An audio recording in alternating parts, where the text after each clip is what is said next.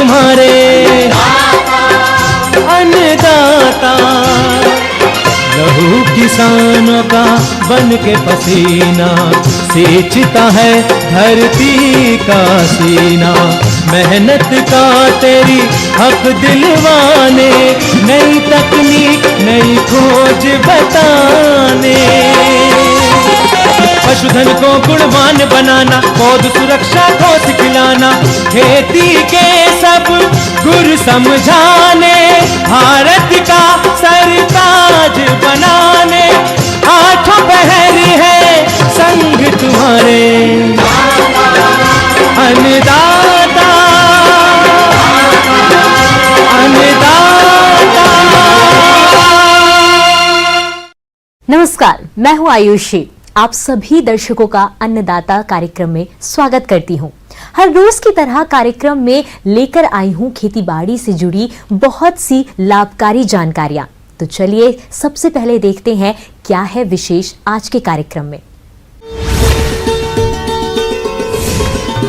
समय पर करें मधुमक्खियों के बॉक्सों का विभाजन।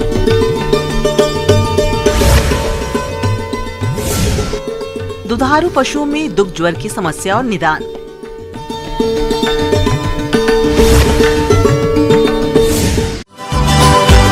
प्रदेश के अनेक किसान भाई मधुमक्खी का पालन करके अधिक लाभ कमाते हैं। इस लाभ को सुचारू रूप से बढ़ाने के लिए मधुमक्खियों के बॉक्सों का विभाजन करना जरूरी होता है, क्योंकि इस समय फूलों की उपलब्धता अधिक होती है, जिसकी वजह से मधुमक्खियों की संख्या बड़ी तेजी से बढ़ती है। और इसका लाभ उठाने के लिए मधुमक्खियों के बॉक्सों का विभाजन कैसे करें, इसकी जानकारी दे रहे हैं डॉक्टर अशोक सिंह यादव।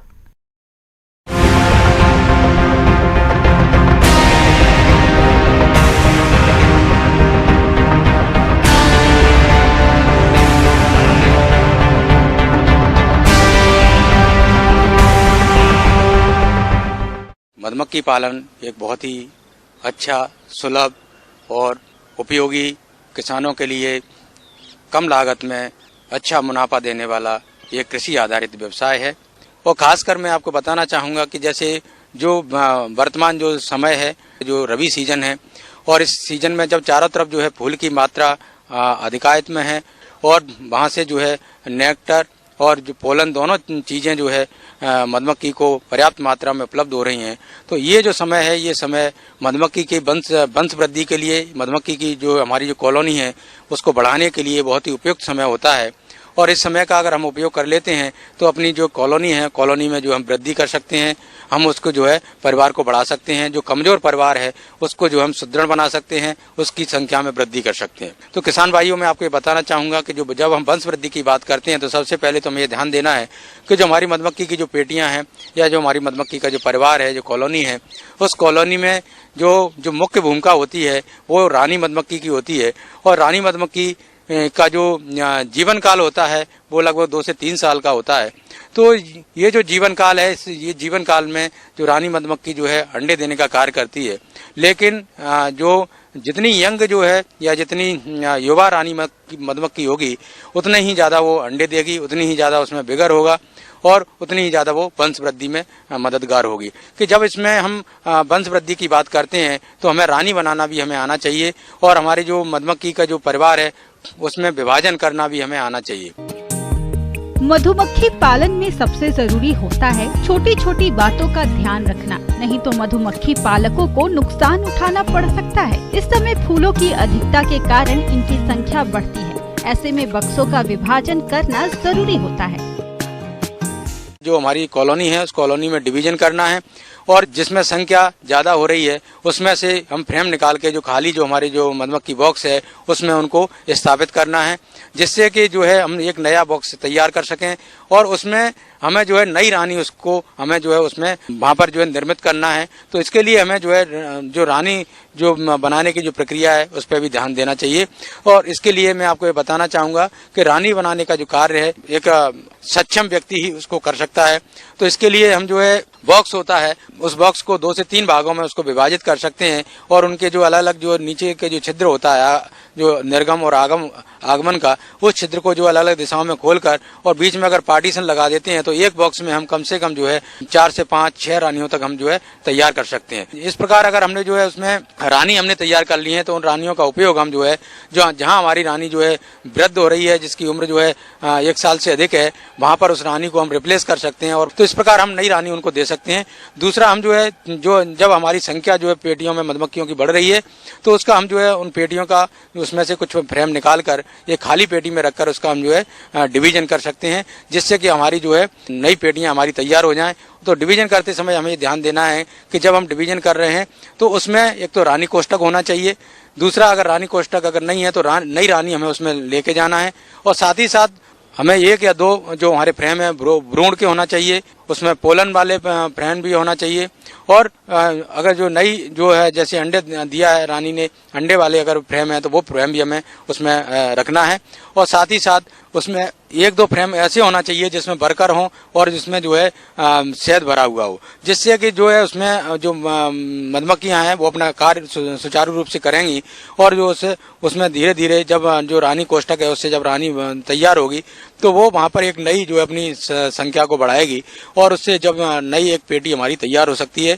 तो ये डिवीजन का कार्य जो है हम इस रबी के सीजन में, शरद ऋतु में इसको बड़ी सरलता पूर्वक बड़े अच्छे तरीके से इसको कर सकते हैं। मैं आपको ये भी बताना चाहूँगा कि यहाँ पर जो है हमारी मधुमक्खी की पेटियों की सतत निगरानी करना बहुत जरूरी है और इसमें ये भी देखना है कि किस पेटी में रानी जो है हमने कब दी है, उसकी हमारे पास लेखा जोखा होना चाहिए और रानी हमारी कितनी पुरानी है। और दूसरा, उसमें जो है किसी प्रकार का कोई कीट व्याधि की समस्या उसमें नहीं आ रही है, उसमें पोलन पर्याप्त मात्रा में आ रहा है कि नहीं आ रहा है और साथ ही साथ नेक्टर उसमें भरपूर आ रहा है कि नहीं आ रहा है।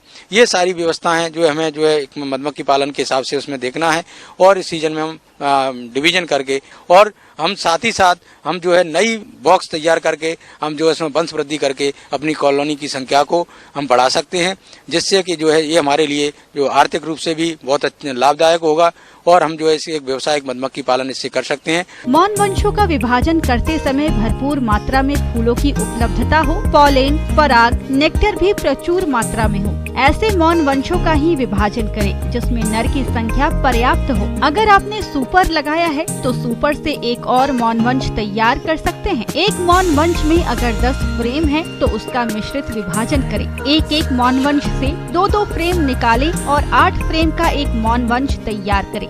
विभाजन का कार्य अधिक ठंड में नहीं करें। ये थी कुछ उपयोगी जानकारियां। अब लेते हैं एक छोटा सा ब्रेक, जल्द लौटेंगे और जानेंगे आगे के कार्यक्रम में क्या है महत्वपूर्ण जानकारियां। बने रहिए हमारे साथ।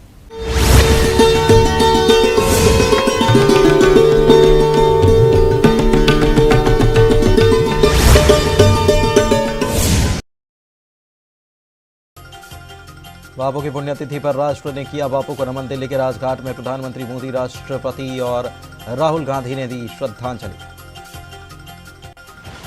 मन की बात कार्यक्रम में बोले प्रधानमंत्री मोदी, सबके प्रयास से आगे बढ़ेगा देश। आज बापू की शिक्षा को याद।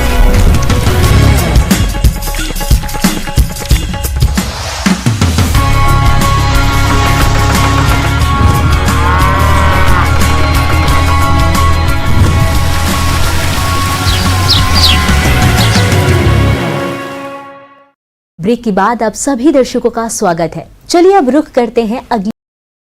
हमारे प्रदेश के अधिकतर किसान गाय भैंसों का पालन करते हैं, लेकिन आमतौर पर इन पशुओं में दुग्ध ज्वर की समस्या देखने में आती है, जिसका यदि समय रहते इलाज नहीं किया गया तो पशु का दूध उत्पादन काफी कम हो जाता है।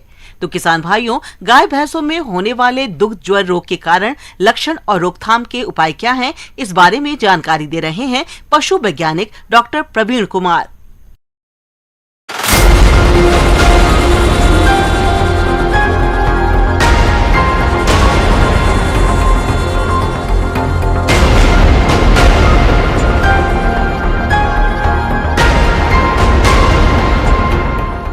नमस्कार किसान भाइयों, आज हम लोग मिल्क फीवर या दुग्ध ज्वर के बारे में बात करेंगे।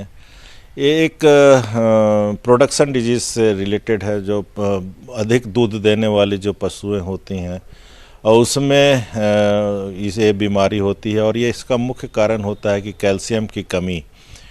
दूध में वो जो दूध जो पहला दूध होता है उसमें कैल्शियम की मात्रा बहुत अधिक होती है। तो अधिकतर ये जो जैसे मैं बोल रहा हूँ कि पहला दूध है, तो अधिकतर ये जो होती है बच्चा देने के बाद ये बीमारी होती है और ये 24 से 48 घंटे में ये बीमार हो जाता है। दूध ज्वर रोग को मिल्क फीवर एवं दुग्ध बुखार के नाम से भी जाना जाता है। पशुओं के लिए ये रोग बहुत घातक सिद्ध होता है। गाय भैंस में प्रसव के 2 से 3 दिनों के अंदर इस रोग के होने का खतरा अधिक होता है। समय रहते यदि पशुओं का इलाज नहीं किया गया तो पशुओं की मांसपेशियों में लकवा भी हो सकता है। ये रोग रक्त में कैल्शियम की कमी के कारण होता है। कोलेस्ट्रम में रक्त से 12 से 13 गुना अधिक कैल्शियम होता है। प्रसव के बाद कोलेस्ट्रम के साथ अधिक मात्रा में कैल्शियम शरीर से बाहर आ जाता है। प्रसव के बाद अचानक कोलेस्ट्रम निकल जाने के बाद हड्डियों से शरीर को तुरंत कैल्शियम नहीं मिल पाता। प्रसव के बाद पशुओं को संतुलित आहार नहीं मिलने के कारण भी ये रोग होता है। पशुओं के आहार की मात्रा एवं गुणवत्ता में अचानक कमी आने से भी इस रोग के लक्षण नजर आने लगते हैं। और इसमें है कि कैल्शियम की कमी होने के कारण दूध में कैल्शियम आ गया और सही मात्रा में इसको कैल्शियम नहीं मिला, या कोई कारण से हम लोग लास्ट मंथ में हम लोग इसको कैल्शियम पिलाते रहे, तो कैल्शियम पिलाते रहने से उसमें उसको कैल्शियम एब्जॉर्प्शन का जो ताकत है वो ख़त्म हो जाती है। तो वो जैसे ही बच्चा देती है तो उसके शरीर में कैल्शियम की कमी हो जाती है और कैल्शियम की कमी होने के कारण मस्कुलर स्ट्रेंथ नहीं रहता है, मांसों में उसके उतनी ताकत नहीं रहती है और गाय बैठ जाती है। और ये ज़्यादातर 3 से 4 बियान के बाद गायों में होती है, जब दूध उसका धीरे धीरे कैल्शियम रिजर्व जो बोन होता है वहाँ से भी कैल्शियम निकलने लग जाता है, तो वो उसमें ज़्यादा होने लगता है। पशुओं में दूध ज्वर रोग 3 अवस्थाओं में होता है। दूध ज्वर रोग की पहली अवस्था में पशु प्रसव से पहले उत्तेजित हो जाते हैं, खाना पीना बंद या कम कर देते हैं, पशुओं के दांत किटकिटाने लगते हैं, पशुओं के शरीर एवं पिछले पैरों में अकड़न की समस्या शुरू हो जाती है, आंशिक लकवे के कारण पशु गिरने लगते हैं। दूसरी अवस्था में पशु गर्दन मोड़कर बैठे रहते हैं, पशुओं को उठने एवं खड़े रहने में कठिनाई होती है, पशुओं का शारीरिक तापमान सामान्य से कम हो जाता है, रोग से प्रभावित पशुओं के पैर और शरीर ठंडे हो जाते हैं। तीसरी अवस्था में पशु ज्यादातर समय फर्श पर लेटे रहते हैं, पशु बेहोशी की हालत में आ जाते हैं और उनका शारीरिक तापमान कम हो जाता है। अधिक समय तक बैठे रहने के कारण पशुओं में आफरा रोग होने का खतरा बढ़ जाता है। दूध का उस समय जैसे ही बच्चा देती है तो उस समय दूध का उत्पादन बहुत अधिक होता रहता है, तो उसमें कैल्शियम का लॉस होता रहता है और अगर ये कैल्शियम पूरा नहीं हुआ, उसकी मात्रा नहीं मिली, तो वो गाय बैठ जाती है और फिर उसको हम लोग को खड़ा करने में, दूध का उत्पादन लेने में बहुत मुश्किल आती है। गाभिन के समय में, जब बच्चा देने के समय में अगर प्रॉपर देखभाल और पूरा खान पान नहीं हुआ तो ये कैल्शियम की कमी आ जाती है और इससे पशुपालकों को जानवरों का नुकसान भी हो जाता है और साथ में उत्पादन बहुत प्रभाव होता है। उत्पादन पूरा गिर कर के 10% दूध का उत्पादन रह जाता है, तो ये बहुत ही खतरनाक बीमारी है। इसके लिए हमें सबसे पहले जो है कि पार्चुरेशन से पहले जब हम लोग लगे कि आप बच्चा देने वाली है, अगर उस समय अगर हम लोग व्यवस्था कर लें, कैल्शियम उसको पिला दें, अगर नहीं उस समय नहीं पता चला, अगर अचानक ही बच्चा आ गया तो उस समय भी हम लोग कैल्शियम का जेल आता है, किसी भी कंपनी का जेल करके कैल्शियम का जेल आता है, पूरे बॉटल आते हैं, 2 बॉटल लेके 1 बॉटल उसी समय पिला दीजिए और 1 बॉटल 12 घंटे के बाद पिला दीजिए, तो उससे जो है जो शरीर में कैल्शियम की कमी होगी वो उसको पूरा कर लेता है। अगर गाय दूध अधिक देने वाली है तो उसमें हम लोग एक बार और 24 घंटे के बाद 1 बोतल और पिला सकते हैं। प्रसव से 3 महीने पहले पशुओं के आहार में अधिक कैल्शियम एवं फास्फोरस शामिल करें। पशुओं के आहार में सूखी घास एवं हरा चारा भी शामिल करें। प्रसव के बाद पशुओं को संतुलित आहार का सेवन कराएं। इस रोग के लक्षण नजर आने पर तुरंत पशु चिकित्सक से परामर्श करें। दूसरी व्यवस्था है कि जब गाय बच्चा देने वाली हो, लास्ट मंथ में हो, तो उस समय कैल्शियम के पिलाना उसको बंद कर दें। उसको ऊपर से सप्लीमेंट के रूप में बहुत से किसान भाई कैल्शियम देते हैं, तो उसको नहीं देना चाहिए। उसके जैसे ही बच्चा देती है उसके बाद हम लोग कैल्शियम को शुरू कर सकते हैं, लेकिन लास्ट के महीने में न दें तो ये बीमारी नहीं होगी। लेकिन एक बार जब अगर ये बीमारी हो गई, जब देखे कि बच्चा देने के कुछ घंटे के बाद, 24 घंटे 48 घंटे के बाद अगर वो बैठ गई है, तो हम लोग को इसका उपचार करना चाहिए। और उपचार करने के लिए जो उचित मात्रा में जो कैल्शियम का जो है वो नस के द्वारा इसमें चढ़ाया जाता है।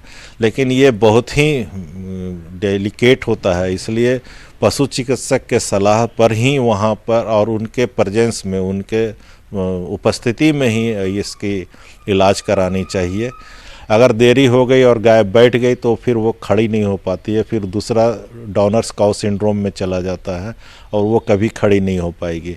तो इस बात को ध्यान में रखते हुए तुरंत कैल्शियम जो है खून के नली से चढ़वाएं और पशु चिकित्सक के सलाह पर उनकी उपस्थिति में करें। आगे और भी है कुछ रोचक जानकारियां, पर यहाँ पर रुकेंगे एक और ब्रेक के लिए। जल्द हाजिर होते हैं।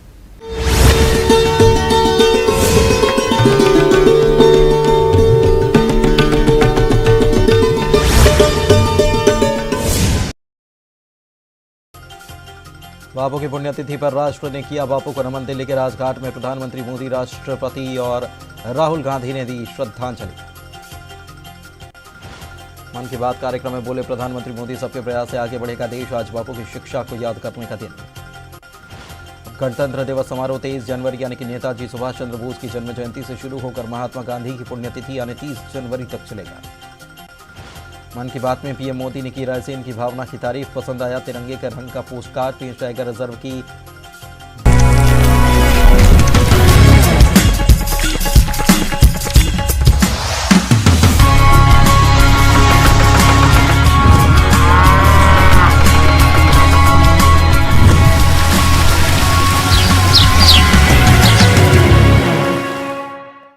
ब्रेक के बाद एक बार फिर से आप सभी दर्शकों का अन्नदाता कार्यक्रम में स्वागत है। बढ़ते हैं अगली प्रस्तुति की ओर।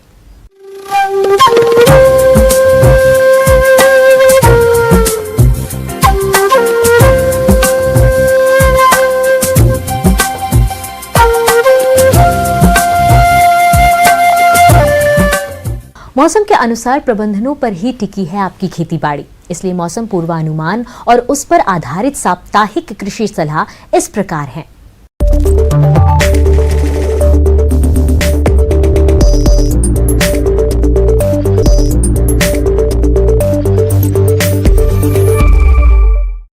इंदिरा गांधी कृषि विश्वविद्यालय रायपुर के मौसम विभाग से प्राप्त मौसम पूर्वानुमान रिपोर्ट के आधार पर किसानों को सलाह दी जाती है कि समय पर बोई गई गेहूं फसल में कल्ले निकलने की अवस्था है।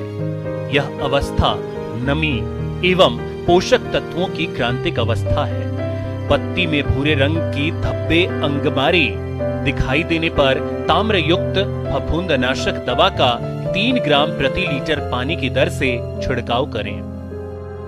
दिसंबर माह में बुआई की गई मक्का फसल 25 से 30 दिन की अवस्था होने पर निड़ाई गुड़ाई कर मिट्टी चढ़ाने का कार्य करें। चने में इल्ली का प्रकोप होने की संभावना है, अतः इल्ली को हाथ से चुनकर नष्ट करें। कीटहारी पक्षियों की खेतों में सक्रियता बढ़ाने हेतु टी या वाई आकार की लकड़ियां 20 से 25 नग प्रति हेक्टेयर की दर से अलग अलग स्थानों में लगाएं।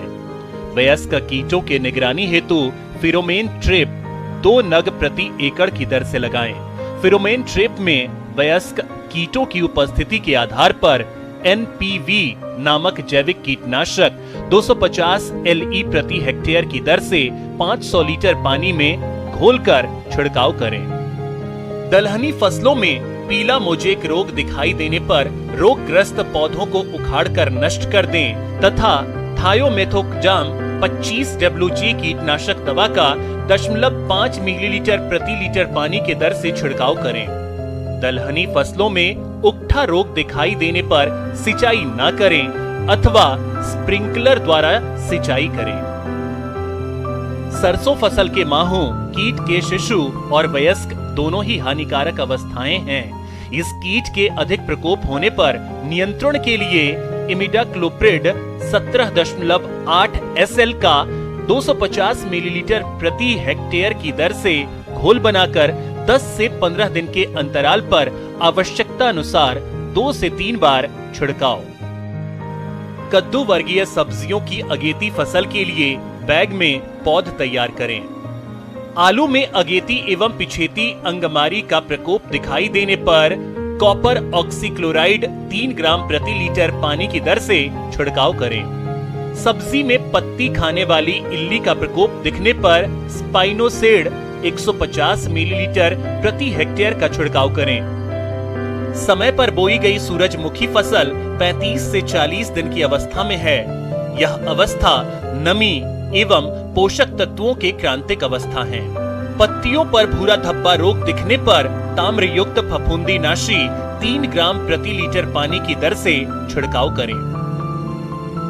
केला एवं पपीता के पौध में सप्ताह में 1 बार पानी अवश्य दें एवं फूल आने की स्थिति में केला पौध में सहारा देवें। रानीखेत बीमारी से बचाव के लिए चूजों को पहला टीका F1 7 दिन के अंदर लगवाएं एवं दूसरा टीका R2B 6 सप्ताह की आयु में लगवाएं। रात का तापमान कम है, अतः कम उम्र के पशुओं का रात में ठंड से बचाव करें। इस हेतु हीटर, बोरों के पर्दे लगावें ताकि ठंड से कम उम्र के पशु पक्षियों को बचाया जा सके। गाभिन गायों को गर्भावस्था के अंतिम 3 महीनों में 10 से 15 किलो हरा चारा, 30 से 50 ग्राम खनिज मिश्रण एवं 30 ग्राम साधारण नमक खिलाएं। दुग्ध उत्पादन बढ़ाने हेतु साफ दाना हरे एवं शुष्क चारे के मिश्रण के साथ मिलाकर खिलाएं तथा आहार में प्रोटीन, कार्बोहाइड्रेट, वसा, विटामिन, खनिज, लवण एवं एंटीबायोटिक का समावेश करें।